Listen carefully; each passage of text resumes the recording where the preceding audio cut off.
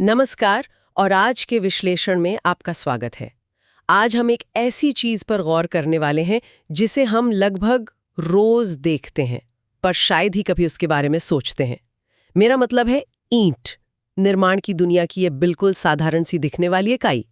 हमारे पास जो जानकारी है वो ईंटों की इंजीनियरिंग और उनके बनने की प्रक्रिया पर एक काफी विस्तार से बात करती है। कैसे मिट्टी के कुछ खास तत्व मिलकर इसे शक्ल देते हैं और कैसे पक्का किया जाता है कि ये इमारत का बोझ उठाने लायक है भी या नहीं। तो आज हम समझेंगे कि इस मामूली सी ईंट के पीछे कितना विज्ञान और कह सकते हैं कितनी मेहनत छिपी है, इसका जन्म कैसे होता है और हमें कैसे पता चलता है कि ये मजबूत और भरोसेमंद है। लोग शायद हैरान रह जाएंगे कि इस रोजमर्रा की चीज में कितनी इंजीनियरिंग घुली मिली है। तो चलिए शुरू करते हैं। तो सबसे पहले यही सवाल उठता है कि आखिर एक ईंट बनती किस चीज से है? क्या ये सिर्फ मिट्टी होती है? हाँ, देखिए, दिखने में तो मिट्टी ही लगती है, लेकिन ये एक बहुत सोचा समझा मिश्रण है। इसमें सबसे मुख्य चीज है सिलिका। सिलिका। हाँ, सिलिका करीब 50 से 60% तक। इसका मुख्य काम है ईंट को उसका आकार और ढांचा देना। यही उसे सिकुड़ने या टेढ़ा-मेढ़ा होने से बचाता है और मजबूती देता है। यानी एक तरह से ये स्ट्रक्चर को पकड़ कर रखता है। लेकिन क्या इसकी ज्यादा मात्रा भी दिक्कत दे सकती है? बिल्कुल बिल्कुल, हर चीज का संतुलन जरूरी है। अगर सिलिका जरूरत से ज्यादा हो जाए तो ईंट मजबूत होने के बजाय भंगुर बन सकती है, मतलब आसानी से टूटने वाली। ओह, हाँ, ज्यादा रेत या बिना जुड़ा हुआ सिलिका हो तो पकाने की प्रक्रिया में भी दिक्कत आ सकती है। तो सही मात्रा ही टिकाऊपन सुनिश्चित करती है। दिलचस्प। और दूसरी अहम चीज क्या है? मैंने सुना है एल्यूमिना भी बहुत जरूरी होता है। हाँ, एल्यूमिना दूसरा मुख्य घटक है, करीब 20 से 30%। इसका सबसे बड़ा काम है मिट्टी को लचीलापन देना। लचीलापन? हाँ, जिसे तकनीकी भाषा में प्लास्टिसिटी कहते हैं। इसी लचीलेपन की वजह से मिट्टी को आसानी से मनचाहे सांचे में ढाला जा सकता है। आप इसे ऐसे समझ सकते हैं जैसे आटे में पानी मिलाने पर वो मुलायम और लचीला हो जाता है ना। हाँ हाँ, बिल्कुल। लेकिन जैसे आटे में ज्यादा पानी उसे गीला कर देता है, क्या ज्यादा एल्यूमिना भी नुकसानदायक है? सही पकड़ा आपने। अगर एल्यूमिना ज्यादा हो जाए तो ईंट सूखते समय चिटक सकती है, उसमें दरारें आ सकती हैं। अच्छा। हाँ, एक फायदा जरूर है कि ज्यादा एल्यूमिना वाली मिट्टी ज्यादा तापमान झेल सकती है, मतलब ज्यादा दुर्दम में होती है। और एक और बात, मिट्टी जितनी ज्यादा लचीली होगी, पानी उसके आर पार उतना ही कम जा पाएगा, यानी उसकी पारगम्यता कम होगी। अच्छा, तो प्लास्टिसिटी और पारगम्यता सही। ये जुड़े हुए हैं। और क्या मिलाया जाता है इस मिट्टी में? चूना भी होता है क्या? हाँ, चूना भी होता है, पर सीमेंट जितनी ज्यादा मात्रा में नहीं, करीब 10% तक। 10%? हाँ, चूना भी थोड़ी मजबूती देता है, सिकुड़न कम करने में मदद करता है और मिट्टी के कणों को आपस में बांधने का काम करता है, एक तरह से बाइंडर जैसा। लेकिन यहाँ भी मात्रा का खेल है। अगर चूना ज्यादा हो गया तो पकाने के दौरान ये फैल सकता है, जिससे ईंट में अंदरूनी तनाव पैदा होता है और वो टूट सकती है या कमजोर हो सकती है। ये कुछ वैसा ही है जैसे सीमेंट में अनसाउंडनेस की समस्या होती है। अच्छा, अनसाउंडनेस जैसा। यानी हर घटक की सही मात्रा बहुत जरूरी है। और कुछ छोटे मात्रा वाले घटक भी होते हैं, जैसे मैग्नीशिया और आयरन ऑक्साइड। बिल्कुल, मैग्नीशिया बहुत ही कम होता है, अक्सर 1% से भी कम। ये ईंट को हल्का पीलापन दे सकता है और मिट्टी को थोड़ा नरम बनाता है, जिससे ढालना आसान हो। लेकिन ज्यादा होने पर यह मिट्टी के लचीलेपन को, मतलब वर्केबिलिटी को, कम कर सकता है। और आयरन ऑक्साइड, उसका क्या काम है? आयरन ऑक्साइड की मात्रा भी कमी होती है, करीब 7% से नीचे, लेकिन इसका असर काफी दिखता है। ईंटों का वो जाना पहचाना लाल या भूरा रंग, हाँ हाँ, वो लाल रंग, वो इसी आयरन ऑक्साइड की देन है। पर यह सिर्फ रंगत ही नहीं देता, बल्कि ईंट के अंदर की जो छिद्र संरचना है, उसका टिकाऊपन, मजबूती और कठोरता, इन सब को भी बेहतर बनाता है। अच्छा, और क्या कुछ ऐसा भी है जो होना तो चाहिए पर असल में नुकसानदेह होता है, जैसे क्षार या एल्कलीज? हाँ, क्षार मतलब एल्कलीज, इनकी मात्रा 10% से कम ही रहनी चाहिए और आमतौर पर ये अच्छे नहीं माने जाते। क्यों? अगर ये मिट्टी में ज्यादा हो तो एक जानी पहचानी समस्या पैदा करते हैं, एफ्लोरेसेंस। एफ्लोरेसेंस, वो दीवारों पर सफेद पाउडर जैसा जम जाता है? बिल्कुल वही। आपने अक्सर पुरानी ईंट की दीवारों पर सफेद पाउडर या दाग देखे होंगे। वो इन्हीं क्षार के कारण होते हैं, जो पानी के साथ सतह पर आ जाते हैं। ये सिर्फ दिखने में खराब नहीं लगते, बल्कि धीरे धीरे ईंट और मसाले को कमजोर भी कर सकते हैं। ओह, तो ये नुकसान भी करते हैं। हाँ, इसलिए अच्छी ईंट की मिट्टी में क्षार कम से कम होने चाहिए। समझ गई। तो ये वो चीजें थी जो सही मात्रा में हो तो ईंट को मजबूत बनाती हैं। अब उन चीजों पर आते हैं जो मिट्टी में बिल्कुल नहीं होनी चाहिए। कौन से ऐसे हानिकारक तत्व हैं जिनसे बचना जरूरी है? हाँ, कई ऐसी चीजें हैं जिनसे बचना चाहिए। जैसा हमने अभी बात की, जरूरत से ज्यादा चूना। वो नुकसानदायक है क्योंकि वो पकाने पर फैलकर ईंट को तोड़ सकता है। ठीक है। इसके अलावा मिट्टी में कंकड़, पत्थर, बजरी या मोटे कण बिल्कुल नहीं होने चाहिए। क्यों? ये ईंट की एकरूपता को बिगाड़ते हैं, उसे कमजोर बनाते हैं। सोचिए, अगर ईंट के अंदर एक बड़ा सा कंकड़ फंसा हो तो उस जगह पर ईंट कमजोर होगी और दबाव पड़ने पर वहीं से टूट सकती है। मतलब नॉन होमोजीनियस बना देते हैं। हाँ, ये तो बात सही है। और क्षार का तो जिक्र हो ही गया है फ्लोरेसेंस के लिए। बिल्कुल, क्षार एफ्लोरेसेंस की वजह से हानिकारक हैं। फिर आते हैं कार्बनिक पदार्थ, जैसे घास, पत्तियां, जड़ें। अच्छा, ऑर्गेनिक मैटर। हाँ, अगर ये मिट्टी में रह जाएं तो जब ईंट को पकाते हैं तो ये जल जाते हैं। इनके जलने से गैसें बनती हैं और ईंट के अंदर खाली जगह या कह लीजिए छेद रह जाते हैं।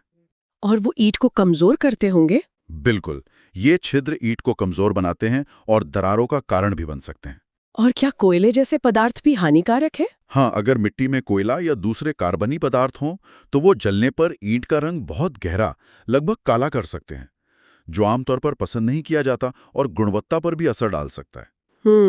आखिर में सल्फर की अधिकता, खासकर सल्फेट के रूप में, वो भी ठीक नहीं। अगर मिट्टी में ज्यादा सल्फर है तो पकाने पर ईंट फूल सकती है, स्पंजी जैसी बन सकती है और बहुत कमजोर हो सकती है। ऐसी ईंट तो किसी काम की नहीं रहती। तो काफी लंबी लिस्ट है उन चीजों की जिनसे बचना है। अब हमने समझ लिया कि एक अच्छी ईंट में क्या-क्या होना चाहिए और क्या नहीं। पर इस मिट्टी के मिश्रण को उस ठोस शक्ल तक पहुंचाने का सफर भी काफी दिलचस्प होगा। ये बनती कैसे है? सही कहा, ये एक पूरी प्रक्रिया है, कोई जादू नहीं। इसे कई चरणों में, मतलब स्टेप्स में बनाया जाता है। पहला चरण है मिट्टी की तैयारी। ये अपने आप में काफी अहम है। इसमें कई काम होते हैं। जैसे कि? सबसे पहले जहां से मिट्टी निकालनी है वहां की ऊपरी सतह, करीब 20 सेंटीमीटर मिट्टी हटाई जाती है। क्यों? क्योंकि उसमें घास फूस, जड़ें वगैरह ज्यादा होती हैं, अशुद्ध होती है। इसे कहते हैं अनसॉइलिंग।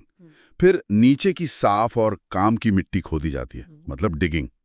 इसके बाद इस मिट्टी से कंकड़, पत्थर, पौधे वगैरह हटाकर इसे साफ किया जाता है, क्लीनिंग। फिर एक दिलचस्प काम होता है वेदरिंग। वेदरिंग? मौसम से जुड़ा कुछ? हाँ, मिट्टी को कुछ समय के लिए खुले में छोड़ दिया जाता है। मौसम की मार-धूप, हवा, बारिश झीलने से मिट्टी नरम होती है और उसमें मौजूद कुछ अशुद्धियां प्राकृतिक रूप से ऑक्सीडाइज होकर कम हो जाती हैं। अच्छा। अगर मिट्टी में किसी जरूरी तत्व जैसे सिलिका या चूने की कमी है तो उसे इस वक्त मिलाया जाता है। ये हुआ ब्लेंडिंग। और आखिर में आता है टेम्परिंग। टेम्परिंग? हाँ, इसमें मिट्टी में सही मात्रा में पानी डालकर उसे अच्छी तरह गूंथा जाता है, ठीक वैसे ही जैसे रोटी के लिए आटा गूंथते हैं। इसे नीडिंग भी कहते हैं। इसका मकसद मिट्टी को वो जरूरी लचीलापन देना है जिससे उसे आसानी से आकार दिया जा सके। अरे वाह! सिर्फ मिट्टी तैयार करने में ही इतने सारे स्टेप्स। लगता है ईंट बनाना उतना सीधा भी नहीं है। इसके बाद क्या होता है? हाँ, ये तैयारी बहुत जरूरी है। इसके बाद आता है दूसरा चरण, ढलाई यानी मोल्डिंग।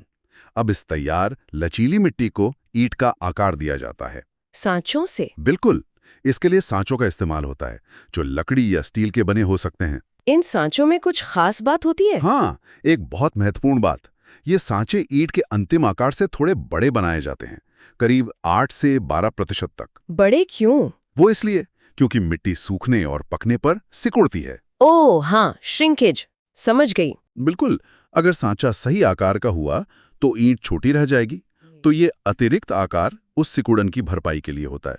और हाँ, ईंट के ऊपर जो एक गड्ढा सा बना होता है जिसे मेंढक या फ्रॉग कहते हैं, हाँ, वो देखा है मैंने। वो भी इसी ढलाई के समय बनाया जाता है। इसका एक मकसद होता है, ये ऊपर की ईंट के मसाले को पकड़ने में मदद करता है, जिससे दीवार ज्यादा मजबूत बनती है। अच्छा, तो वो गड्ढा सिर्फ डिजाइन नहीं है। क्या ये ढलाई हाथ से होती है? हाथ से भी होती है और मशीन से भी। हाथ से ढलना पारंपरिक तरीका है, जमीन पर या मेज पर किया जा सकता है। मशीन से ढलाई ज्यादा तेज और एकसार होती है, खासकर जब बड़े पैमाने पर उत्पादन करना हो। ठीक है, मिट्टी तैयार हुई, सांचे में ढल गई, अब आगे? अब तीसरा चरण है सुखाना यानी ड्राइंग। ढालने के बाद ईंटें काफी गीली होती हैं, उनमें नमी बहुत होती है। हाँ, जाहिर है। इन्हें सीधे पकाया नहीं जा सकता।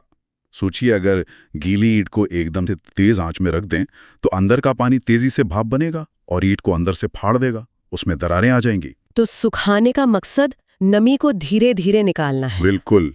इस प्रक्रिया में ईंटों की नमी को काफी कम कर दिया जाता है, लगभग 3% के आसपास तक। ये काम प्राकृतिक रूप से भी किया जा सकता है, यानी ईंटों को छांव में हवा लगने के लिए छोड़ देना, लेकिन इसमें बहुत समय लगता है और मौसम पर भी निर्भर करता है। हाँ, बारिश में तो मुश्किल हो जाएगा। सही कहा। इसलिए आजकल ज्यादातर कृत्रिम सुखाने का तरीका अपनाया जाता है।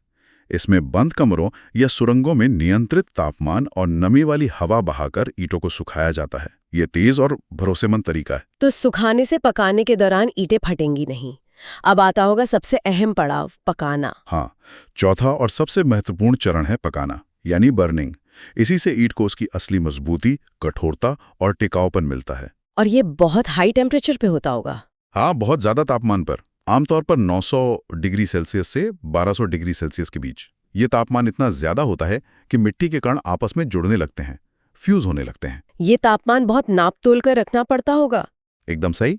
तापमान और पकाने का समय दोनों ही बहुत महत्वपूर्ण है। अगर ईंटों को जरूरत से ज्यादा तापमान पर या ज्यादा देर तक पका दिया जाए, जिसे ओवर बर्निंग कहते हैं, तो क्या होता है? तो वे बेहद सख्त तो हो जाएंगे, पर साथ ही भंगुर भी हो जाएंगी। मतलब जरा सी चोट लगने पर टूट सकती हैं। और अगर कम तापमान पर या कम समय के लिए पकाया जाए, अंडर बर्निंग, तो वो नरम रह जाएंगे। हाँ, तो वे नरम रह जाएंगी, उनमें पर्याप्त मजबूती नहीं आएगी और वे वजन नहीं सह पाएंगी। पकाने के दौरान ही मिट्टी के अंदर रासायनिक बदलाव होते हैं, जैसे चूना और सिलिका आपस में जुड़कर मजबूत यौगिक बनाते हैं। पकाने की इस प्रक्रिया को भी मोटे तौर पर 3 हिस्सों में समझा जा सकता है। अच्छा। पहले तापमान धीरे धीरे बढ़ाया जाता है, जिससे ईंट में बची खुची नमी भाप बनकर निकल जाए। इसे कहते हैं निर्जलीकरण या डिहाइड्रेशन। फिर तापमान और बढ़ाया जाता है ताकि मिट्टी में मौजूद कार्बनिक पदार्थ पूरी तरह जल जाएं और लोहे के यौगिक ऑक्सीडाइज होकर ईंट को रंगत दें। यह है ऑक्सीकरण। और सबसे ऊंचे तापमान पर होता है विट्रिफिकेशन। विट्रिफिकेशन ये क्या है? इस तापमान पर मिट्टी के कण हल्के पिघलकर एक दूसरे से चिपक जाते हैं और ठंडा होने पर एक कांच जैसी सख्त संरचना बना लेते हैं। यही ईंट को उसकी असली कठोरता और पानी के प्रति प्रतिरोधक क्षमता देता है। विट्रिफिकेशन। अच्छा, तो कुछ ईंटों पर जो हल्की सी चमक या शीशे जैसी सतह दिखती है, वो इसी वजह से है? बिल्कुल। ये पकाने का काम कहाँ होता है? क्या खास तरह की भट्टियां होती हैं? हाँ, भट्टियों में ही पकाया जाता है। पुराने जमाने में खुले में ईंटों और ईंधन का ढेर लगाकर आग लगा दी जाती थी, जिसे क्लैंप या पजावा कहते थे। उसमें दिक्कत क्या थी? उसमें आंच पर ज्यादा नियंत्रण नहीं रहता था, इसलिए बहुत सी ईंटें या तो कच्ची रह जाती थीं या जलकर खराब हो जाती थी। मतलब क्वालिटी एक जैसी नहीं मिलती थी। आजकल आधुनिक भट्टियों यानी किल्न का इस्तेमाल होता है। इनमें तापमान पर बहुत अच्छा नियंत्रण रहता है, जिससे ज्यादातर ईंटें एक जैसी और अच्छी गुणवत्ता की पकती हैं। ये भट्टियां कैसी होती हैं? ये भट्टियां 2 तरह की हो सकती हैं। एक वो जिनमें एक बार में ईंटों का पूरा बैच भरा, पकाया और ठंडा किया जाता है, फिर खाली करके दोबारा भरा जाता है। इन्हें इंटरमिटेंट किल्न कहते हैं। दूसरी वो जो लगातार चलती रहती हैं, कंटिन्यूअस किल्न। लगातार कैसे? इनमें एक तरफ से कच्ची ईंटें डाली जाती हैं और वो धीरे धीरे भट्टी के अलग अलग तापमान वाले हिस्सों से गुजरती हुई दूसरी तरफ से पककर निकलती रहती हैं। ये ज्यादा कार्यकुशल होती हैं और इनमें ईंधन भी कम लगता है। हालांकि इन्हें बनाना और चलाना ज्यादा महंगा होता है, जैसे बुल ट्रेंच या हॉफमैन किल इसके उदाहरण हैं। वाकई पूरी प्रक्रिया काफी जटिल और विज्ञान पर आधारित है। अब सबसे बड़ा सवाल, मान लीजिए ईंट बनकर तैयार हो गई, तो हमें कैसे पता चलेगा कि ये मजबूत है, टिकाऊ है, यानी अच्छी गुणवत्ता की है? इसके लिए जरूर कोई जांच परख होती होगी? बिल्कुल होती है, और ये बहुत जरूरी है।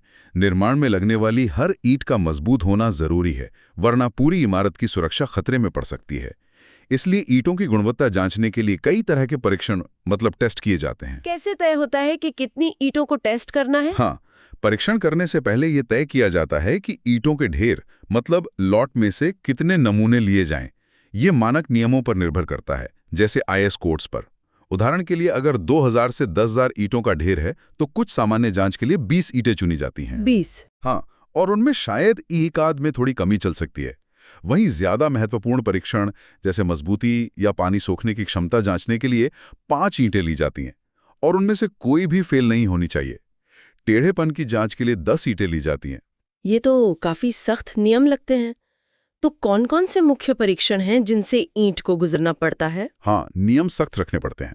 मुख्य परीक्षणों में शामिल हैं, पहला है आयाम परीक्षण या डायमेंशन टेस्ट। इसमें 20 ईंटों को एक लाइन में सटाकर रखा जाता है, लंबाई में, फिर चौड़ाई में, फिर ऊंचाई में। अच्छा। फिर उनकी कुल लंबाई, चौड़ाई, ऊंचाई नापी जाती है और देखा जाता है कि वो मानक आकार से कितनी अलग है। थोड़ी बहुत घटबढ़ की छूट मतलब टॉलरेंस होती है, लेकिन ज्यादा अंतर नहीं होना चाहिए।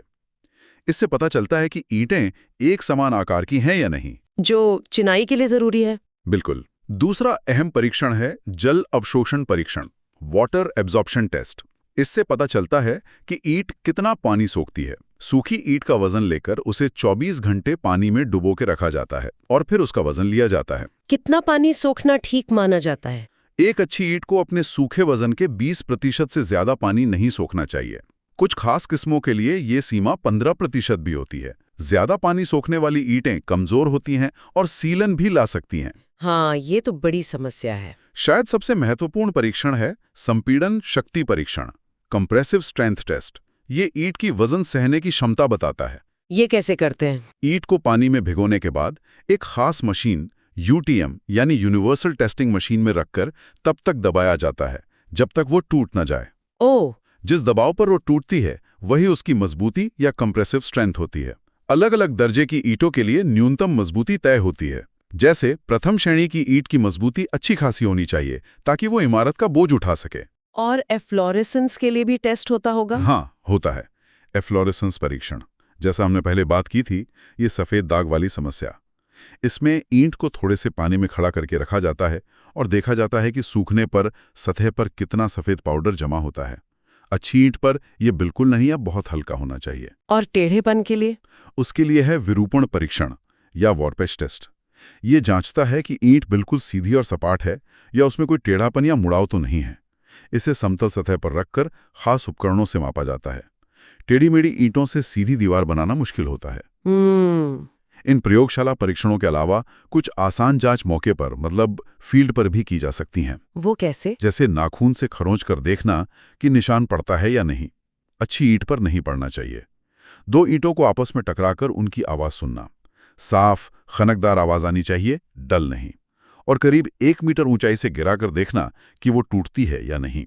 अच्छी ईंट नहीं टूटनी चाहिए। ये टफनेस टेस्ट जैसा है। कमाल है।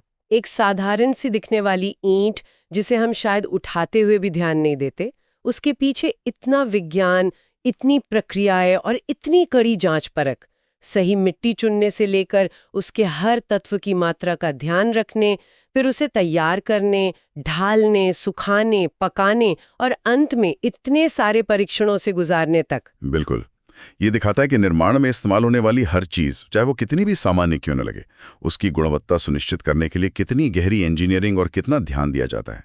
घटकों का संतुलन, प्रक्रिया पर नियंत्रण और फिर कड़ी गुणवत्ता जांच, ये सब मिलकर ही एक भरोसेमंद इमारत की नींव रखते हैं। तो अगली बार जब हम किसी ईंट की दीवार को देखेंगे तो शायद हमें उसमें लगी हर ईंट का ये सफर याद आएगा और हम उसकी मजबूती की ज्यादा कद्र कर पाएंगे। ये सिर्फ मिट्टी का एक टुकड़ा नहीं बल्कि इंजीनियरिंग का एक छोटा सा नमूना है। सही कहा। और यहीं पर एक विचार मन में आता है। हमने देखा कि ईंटों को पकाने में काफी ऊर्जा लगती है, भट्टियों में ईंधन जलता है। हाँ, काफी ऊर्जा लगती होगी। और साथ ही इसके लिए मिट्टी का खनन भी होता है। तो भविष्य में क्या ईंट निर्माण का तरीका ऐसा हो सकता है जो पर्यावरण के लिए ज्यादा बेहतर हो, ज्यादा टिकाऊ मतलब सस्टेनेबल हो, और फिर भी हमें उतनी ही मजबूत और भरोसेमंद ईंटें मिलें? ये वाकई सोचने वाली बात है कि कैसे हम अपनी ज़रूरतें भी पूरी करें और पर्यावरण का भी ध्यान रखें। ये एक अहम सवाल है भविष्य के लिए। और इसी विचार के साथ आज का हमारा ये विश्लेषण यहीं समाप्त होता है।